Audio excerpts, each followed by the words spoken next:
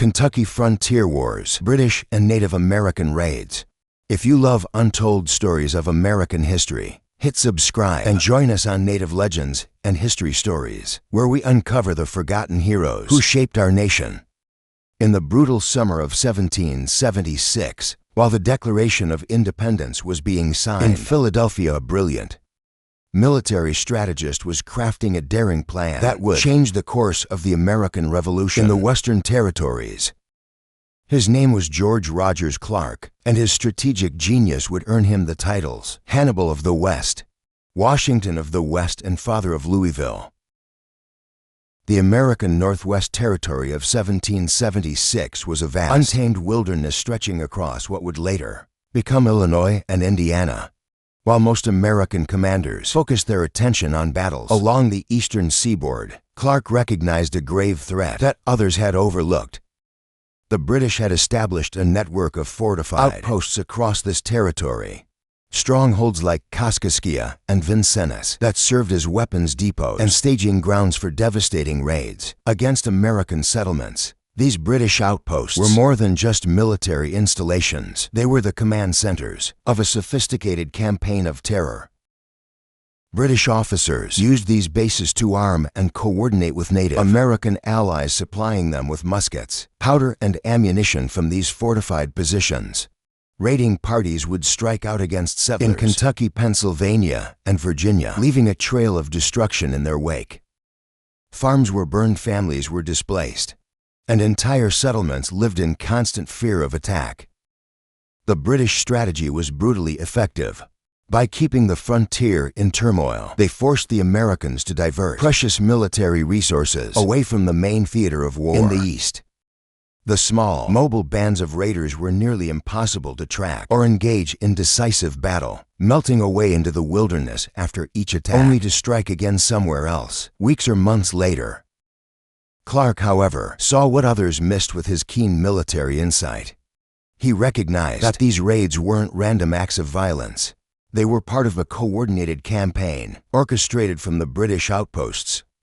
In the summer of 1776, while serving in Kentucky, Clark conducted an extensive survey of the Western Territories. Unlike the rough frontiersmen around him, who focused on immediate threats, Clark was mapping out a bold strategic vision. The genius of Clark's analysis lay in identifying the source of the problem.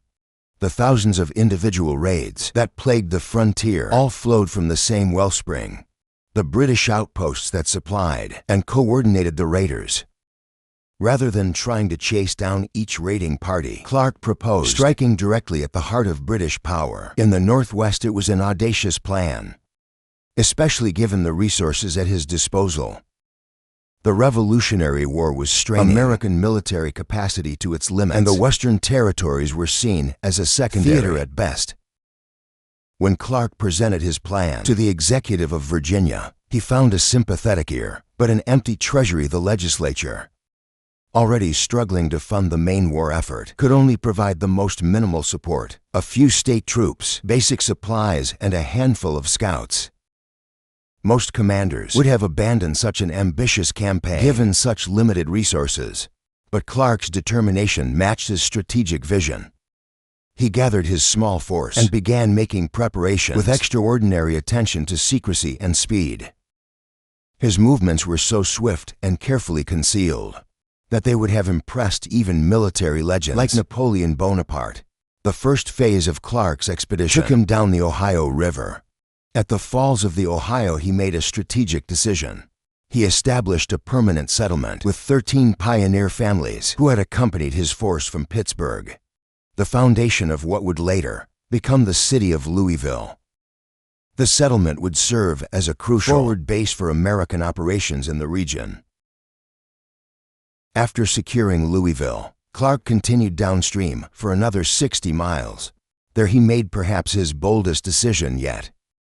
Instead of continuing by water where his force might be spotted, he ordered his men to disembark. The terrain was treacherous, with no established paths to follow, but Clark's leadership kept his force moving swiftly and silently toward their objective. The culmination of this remarkable march was one of the most stunning surprise attacks in military history. Clark's force emerged from the wilderness to strike at Kaskaskia with such complete surprise that it seemed to the British garrison as if the Americans had descended from the heavens themselves. Colonel Roch Dubuller and the entire British garrison at Kaskaskia surrendered without firing a single shot, unable to mount any defense against Clark's perfectly executed surprise attack. Clark immediately secured the prisoners and arranged for their transport to Virginia. The French inhabitants of Kaskaskia, who had lived under British authority, readily accepted American rule and pledged their cooperation. In the fall of 1777, Governor Hamilton, commanding the British forces in the Northwest, began marshalling his resources. His strategy centered on assembling a combined force of British regulars and Native American warriors. The plan extended beyond merely defeating Clark. Hamilton intended to launch a full-scale invasion of Kentucky and push onward to capture Fort Pitt. Winter's approach forced Hamilton to adjust his timeline. While postponing the main offensive until spring, he deployed his Native American allies to maintain pressure through continuous raids along the Pennsylvania and Virginia frontiers. These raiding parties would reassemble in early spring for the primary campaign. At Kaskaskia, Clark maintained his position with his small force while gathering intelligence through an extensive network of spies. These scouts brought critical information. Hamilton's Native American forces had scattered for their winter raiding missions, leaving Vincennes defended only by British regulars. Clark saw this moment of vulnerability and prepared his men for another strike. The march to Vincennes stretched 180 miles through uncharted wilderness. Clark led just 130 men, each carrying what limited provisions they could manage on their backs. They faced treacherous terrain, dense forests, unmapped trails, and flooded lowlands. Winter storms brought freezing rain and snow. The men waded through the flooded Illinois plains. For days on end, food supplies diminished rapidly. The guides lost their bearings in the monotonous floodplain. Physical exhaustion and harsh conditions tested even Clark's most experienced soldiers. Clark pressed forward, maintaining discipline and purpose despite these challenges. Upon reaching Vincennes, his force struck with the same precision as at Kaskaskia. Governor Hamilton and his garrison surrendered, joining their Kaskaskia counterparts as prisoners, bound for Virginia. The French-Canadian residents of Vincennes aligned themselves with the American cause. Several local Native American tribes, seeing Clark's successive victories, shifted their allegiances, with some actively joining the American side. The Virginia government moved to consolidate these gains by dispatching a regiment of state troops to the captured territory. Clark constructed a fort at Louisville, establishing it as his command center. The expansion of American control continued steadily. By April 1779, Robert Patterson constructed a solitary blockhouse with defensive positions marking the first building in what would grow into Lexington, Kentucky. In 1779, Colonel Bowman launched a military expedition against the Native American settlement of Chillicothe. His force comprised Kentucky's finest fighters, seasoned frontiersmen who had survived countless battles and raids. Colonel Benjamin Logan served as second in command, while experienced officers Harrod, Bulger, and Bettinger led individual units. The expedition represented the largest coordinated military action yet attempted by Kentucky's militia forces. Bowman divided his force into 3 assault columns. Logan's division took the left flank, while Bowman himself commanded the center. The approach march maintained perfect discipline, no fires at night, careful scouting of the trail, and absolute silence as they neared their objective. At dawn, Logan's men achieved complete surprise, infiltrating the outer edges of Chillicothe without raising any alarm. The carefully orchestrated attack began to unravel at the crucial moment. While Logan's division pressed forward according to plan, Bowman's center column remained stationary. Minutes passed with no support forthcoming. Logan's men, now deep in the settlement and engaged in close combat, found themselves isolated and increasingly vulnerable. Native American warriors, recovering from their initial surprise, began to mount an organized defense. Without support from the main force, Logan had no choice but to order a fighting retreat. His men fell back in small groups, providing covering fire for each other as they withdrew. The ordered withdrawal soon deteriorated into a scramble for safety. As warriors pursued the retreating Kentuckians, the entire operation collapsed into chaos. Several junior officers salvaged what they could from the disaster. Mounting their horses, they charged directly at the pursuing warriors, buying precious time for the foot soldiers to reach safety. These desperate counterattacks prevented a complete massacre, but couldn't change the operation's outcome. Bowman's expedition limped back to Kentucky, having failed to achieve any of its objectives. That same year brought profound changes to Kentucky. Through Virginia's new land law, the legislation aimed to establish order in the distribution of Western lands, but its implementation created decades of confusion and conflict. Virginia's legislature, despite good intentions in recognizing settler claims, made a crucial oversight. They failed to fund a comprehensive survey of the territory. Instead of systematic mapping and division of land into standard sections, the law allowed warrant holders to claim and survey land wherever they chose. Each claimant bore the cost and responsibility of their own surveys. The law demanded extremely precise descriptions of property boundaries, requiring technical skills that most frontiersmen simply didn't possess. Even experienced woodsmen like Daniel Boone and Simon Kenton, who could track game through hundreds of miles of wilderness, struggled with the laws demanding technical requirements. Their land claims, though based on intimate knowledge of the territory, often failed to meet the strict legal standards for boundary descriptions. The law declared any vague or imprecise land entries invalid, negating many legitimate claims. The practical effects rippled through Kentucky society. Settlers filed overlapping claims on the same parcels. Property lines crossed and recrossed each other. Multiple patents were issued for identical pieces of land. The resulting legal tangles filled courthouse dockets and drained settlers' resources through endless litigation. Between 1779 and 1781, Kentucky transformed from a hunting ground to a land speculation frontier. Professional surveyors became as common a sight as hunters in the wilderness. Their chains and compasses replaced animal tracks as the focus of frontier attention. Settlers and speculators alike braved Native American attacks and harsh conditions. In their rush to claim the richest lands, the law triggered a massive wave of immigration into Kentucky. Land hunters arrived by the thousands, many carrying multiple warrants to claim the most valuable properties. Each new arrival intensified competition for prime locations. River bottoms, springs, and fertile meadows became the subject of fierce legal battles. By 1780, the flood of immigrants attracted hostile attention. Native American resistance intensified proportionally to the increasing settlement. Colonel Byrd, leading a combined force of British troops and Native American warriors, mounted the 1st Artillery, supported assault on Kentucky's stockade forts. The wooden walls that had repelled previous raids now faced the destructive power of cannon fire. Colonel Byrd's artillery bombardment reduced Ruddle's and Martin's stations to rubble. The British forces captured both garrisons intact, marking the first successful use of cannon against Kentucky's frontier defenses. The Native American warriors in Byrd's force, eager to press their advantage and attack other settlements, grew restive at the methodical pace of the British advance. Their increasing impatience forced Byrd to withdraw his forces, despite the tactical advantages his artillery provided. Colonel Clark mounted a decisive counterstrike in the fall of 1780. Gathering his state troops from Louisville and every available fighter from Kentucky's settlements, he led an expedition into Ohio's Native American territories. In open battle, Clark's forces defeated the assembled warriors, then destroyed their villages and food supplies. The expedition burned cornfields, demolished food storage, and laid waste to tribal settlements in direct retaliation for Byrd's spring campaign.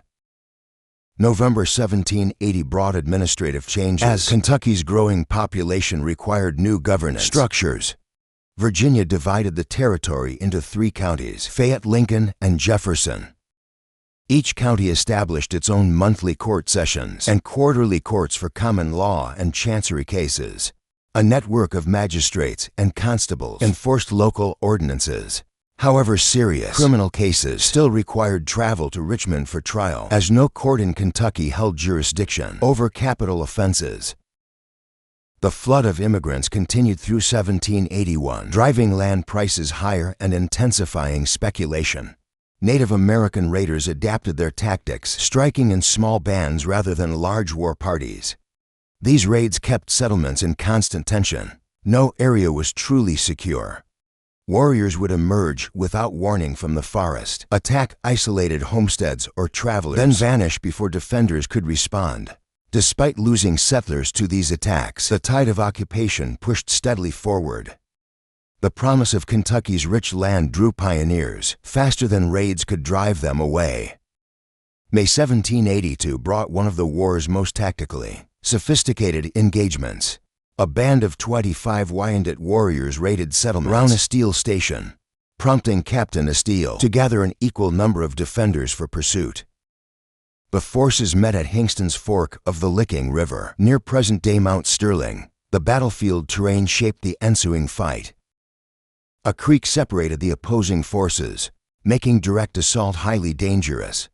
Both sides took cover behind trees and fallen logs, establishing firing positions within 100 yards of each other for hours. They exchanged accurate rifle fire in a deadly contest of marksmanship.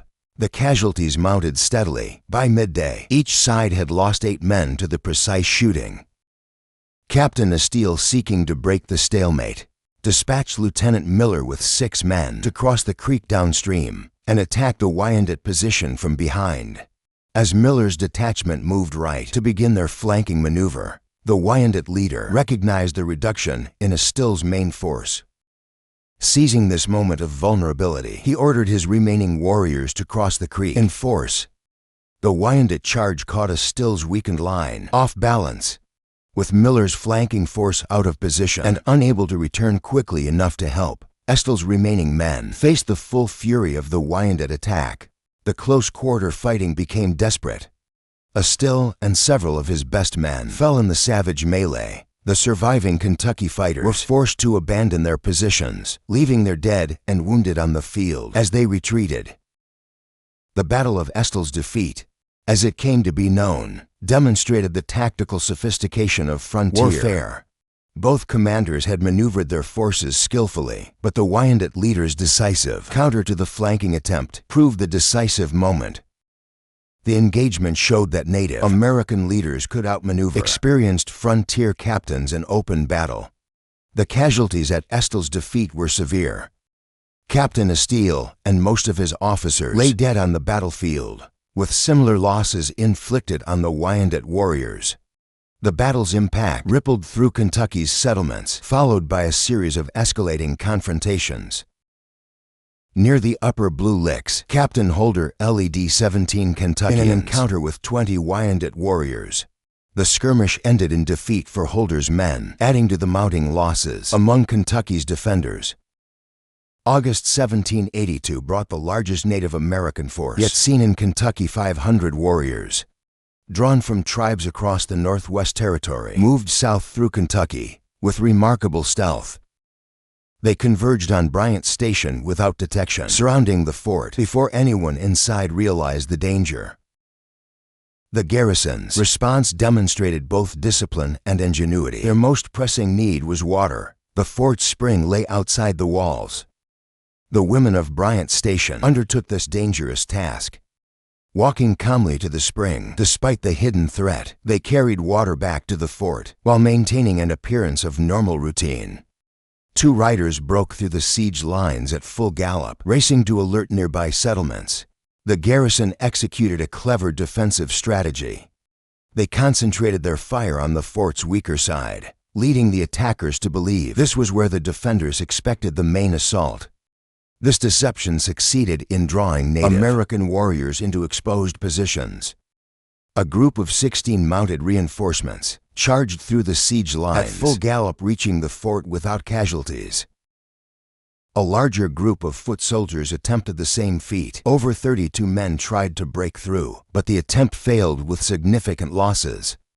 The garrison maintained disciplined fire from protected positions, targeting any warrior who presented an opportunity. After 2 nights of failed attacks, the Native American force withdrew along the Buffalo Trace toward Lower Blue Licks, concerned that prolonged siege would bring Kentucky's full military strength against them. The response from Kentucky's settlements was swift.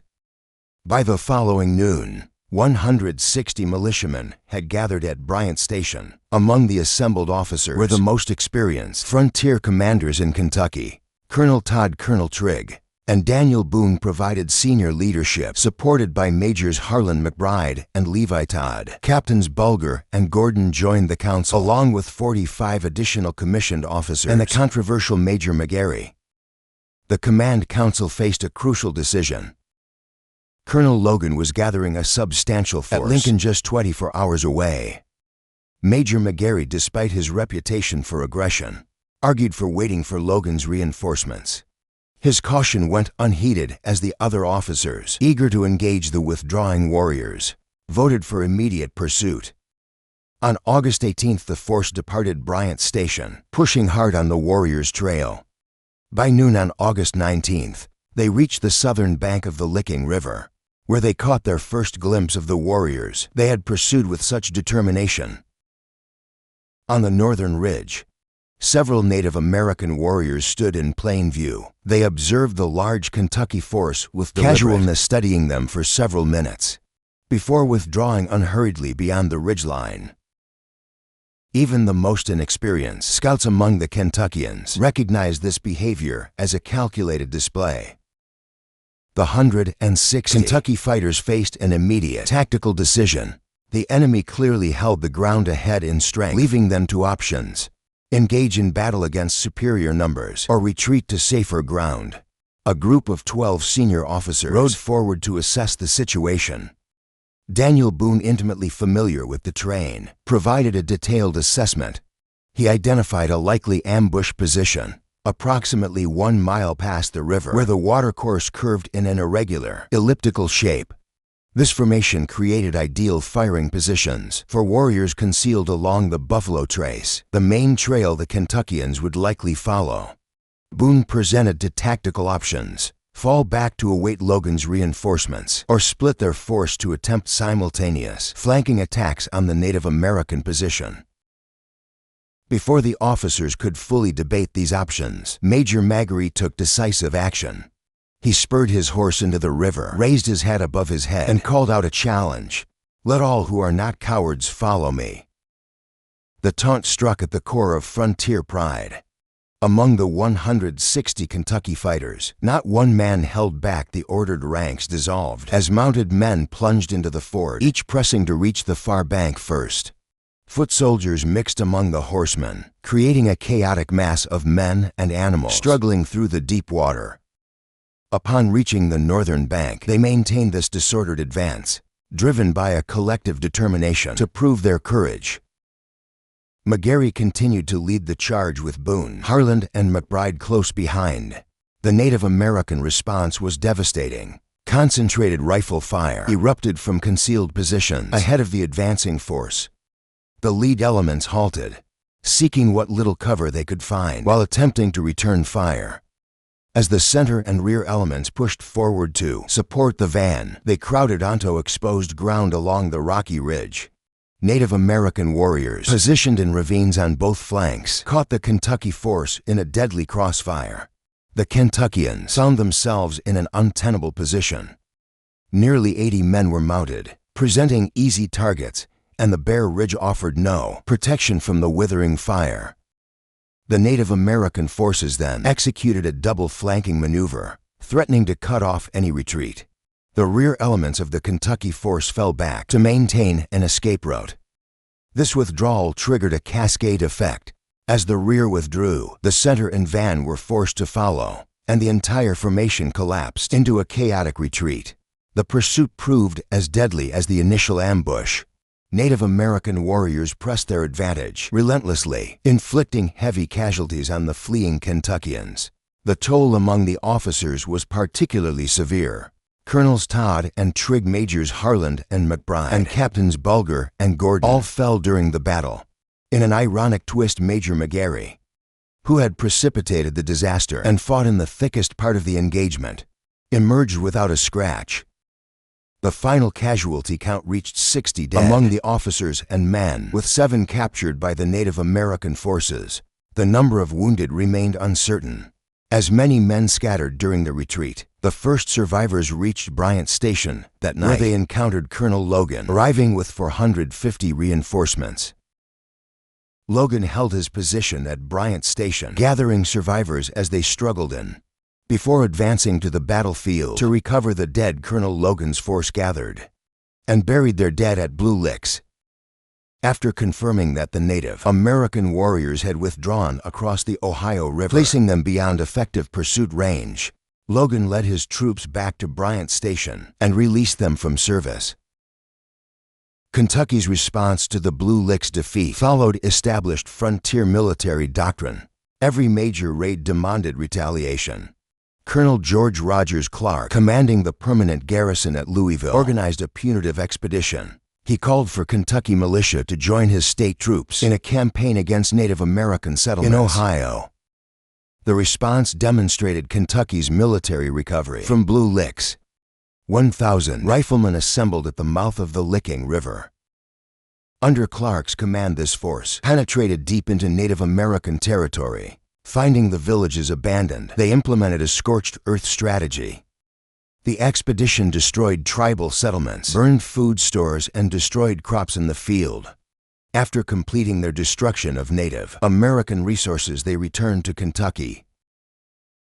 The Battle of Blue Licks marked the final major engagement of the American Revolution in the Western Theater. The casualties were severe. Approximately 70 Kentucky fighters killed in the battle, and this defeat stood in stark contrast to earlier American successes. In the Northwest Territory, the battle at Bryan Station, which preceded Blue Licks, demonstrated both the vulnerabilities and strengths of Kentucky's frontier defenses. The fort's garrison numbered only 40 armed men against a combined force of Native Americans and British Loyalists under Captain William Caldwell. Despite being significantly outnumbered, the defenders employed clever tactical deception. The women of Bryan Station played a crucial role in the fort's defense. When the garrison discovered they were surrounded, they developed a bold strategy. The fort needed water from an exposed spring.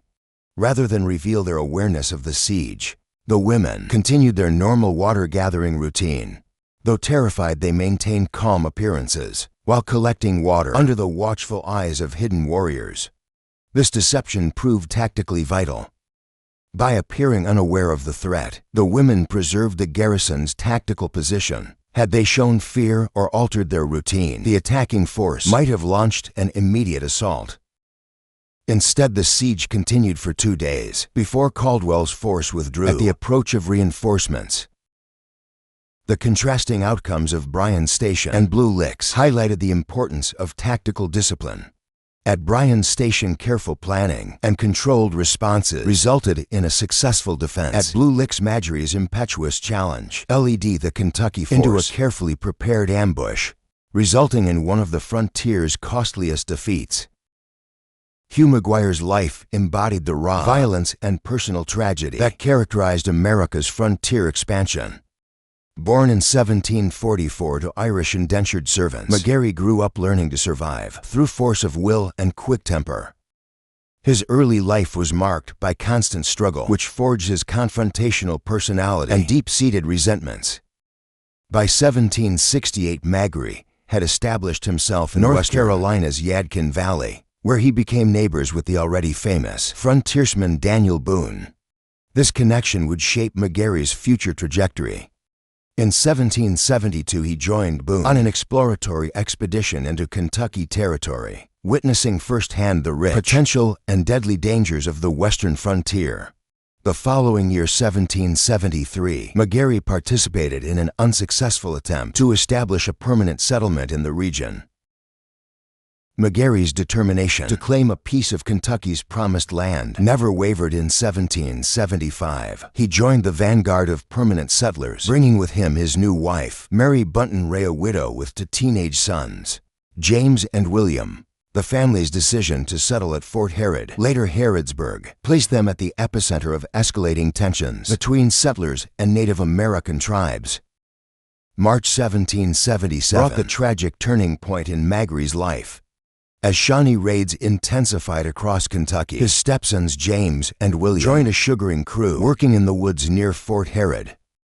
The seemingly routine task of collecting maple sap turned deadly when Shawnee warriors ambushed the work party. William Ray fell in the initial attack. His brother James, renowned for his speed of foot, managed to kill his brother's slayer before escaping to safety. McGarry led the search party that discovered William's mutilated body. The sight of his stepson's remains proved overwhelming. The hardened frontiersman swayed in his saddle, nearly losing consciousness. The traumatic discovery marked the beginning of McGarry's descent into increasingly violent behavior. The impact on his wife Mary was equally devastating. She retreated into a deep depression from which she would never emerge, dying 3 years later in 1780. The tragedy transformed Magri's simmering hostility toward Native Americans into consuming hatred. When raiders struck Fort Herod's outlying cabins, Magri led a counterattack with savage intensity. Among the dead raiders they found one wearing William Ray's distinctive hunting shirt. McGuire's response shocked even his fellow frontiersmen. He methodically dismembered the warrior's corpse and fed the pieces to his dogs, an act of desecration extreme, even by the brutal standards of frontier warfare. The psychological toll of William's death manifested in increasingly erratic behavior. During Mary's prolonged decline, stories circulated through Fort Herod of Magri's infidelity. These accounts included bizarre claims that William's ghost appeared to Magri wrapped in burial sheets, warning him against pursuing other women. Whether these supernatural visitations stem from guilt grief or the effects of frontier whiskey remains unclear. Following Mary's death, McGarry married Katie Yoakum, but this union brought no peace to his troubled life. The couple's relationship devolved into frequent public quarrels, with McGarry's violent temper on full display. His confrontations extended to Katie's family. In one notable incident, he threatened to shoot her brother's dam gourd, frontier parlance for threatening to kill. The constant presence of alcohol, a standard feature of frontier life, likely exacerbated McGarry's volatile personality. McGarry's reputation in the community continued to deteriorate. Beyond his personal conflicts, he developed a reputation for reckless gambling. In 1781, authorities charged him with organizing and betting on Sunday horse races, activities that violated both religious sensibilities and civil order. The Virginia court's verdict was damning. They branded him an infamous gambler and barred him from holding any position of public trust or honor in the state. Despite his personal failings, Magri maintained his position among Kentucky's frontier fighters. His experiences, the loss of William, the decline and death of Mary, his remarriage to Katie, and his increasingly self-destructive behavior, reflected the brutal realities of frontier life. The transformation of a man who had started life as the son of indentured servants, risen to become a respected settler, only to descend into notorious violence, illustrated the psychological toll of America's westward expansion. McGarry's struggles with alcohol intensified over time, fueling both his violent outbursts and periods of dark depression. His drinking companions reported episodes where he would alternate between boasting of his frontier exploits and falling into morose reflection about William's death. The combination of personal tragedy, alcohol, and the constant stress of frontier warfare created a volatile mixture that repeatedly erupted in violence. The community's attitude toward Magri became increasingly ambivalent, while his fighting skills remained valuable for frontier defense. His unpredictable behavior and hair-trigger temper made him a liability in civilian life.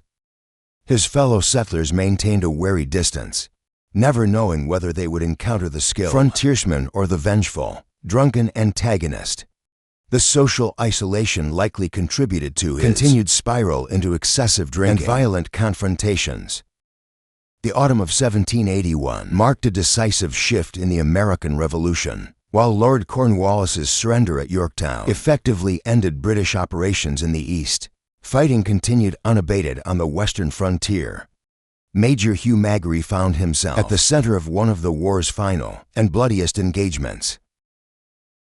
In August 1782, a combined force of 50 British Loyalist Rangers and 300 Native American warriors from the Great Lakes region mounted an attack on Bryan's Station, near present-day Lexington. The attackers lost their initial advantage of surprise and lacked artillery to breach the fort's wooden walls. After several days of burning outlying buildings and killing livestock, they began a withdrawal toward the Ohio River.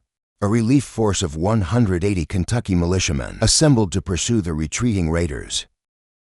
This pursuit force included some of Kentucky's most experienced frontier fighters, including the legendary Daniel Boone and Major Hugh McGuire. Colonel Benjamin Logan was gathering additional reinforcements, with the renowned scout Simon Kenton serving as his guide.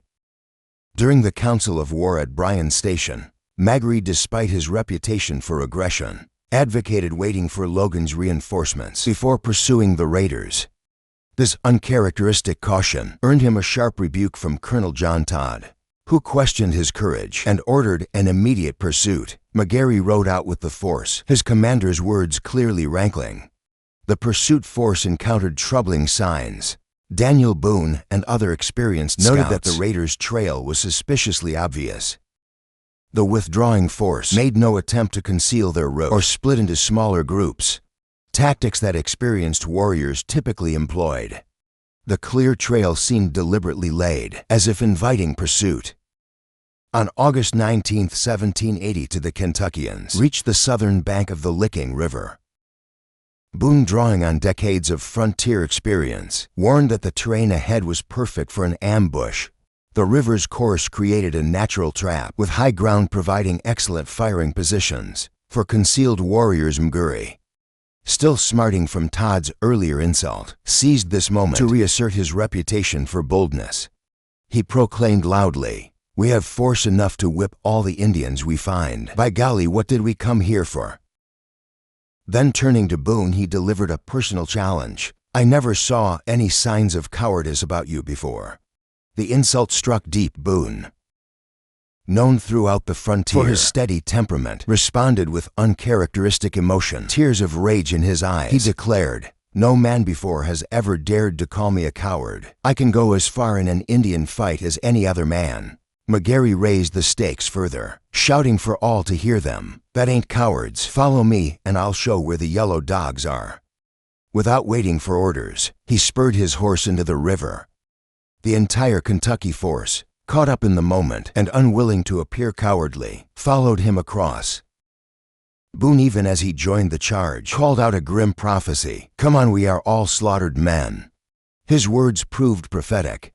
As the Kentuckians reached the far bank, devastating rifle fire erupted from concealed positions. The ambush was perfectly executed, catching the mounted men in exposed positions. With no cover, battle quickly became a slaughter. 70 Kentuckians fell in the initial volley and subsequent pursuit. Colonel Todd, who had questioned Magary's courage at Bryan's Station, died in the engagement. Among the dead was Israel Boone, Daniel's son, killed by a musket ball to the neck. The second of Boone's sons lost to frontier warfare. McGuire survived the battle unscathed, though he found himself at the center of bitter recriminations afterward. When blamed for precipitating the disaster with his impetuous charge, he deflected responsibility. He claimed that other militia commanders had pushed for immediate pursuit, hoping to engage and defeat the raiders before Logan's reinforcements could arrive and share in the glory. The aftermath of Blue Licks left deep scars in the Kentucky settlements. The loss of 70 experienced fighters represented a significant portion of the frontier's defensive strength for the survivors. The battle highlighted the deadly cost of allowing personal pride to override tactical judgment.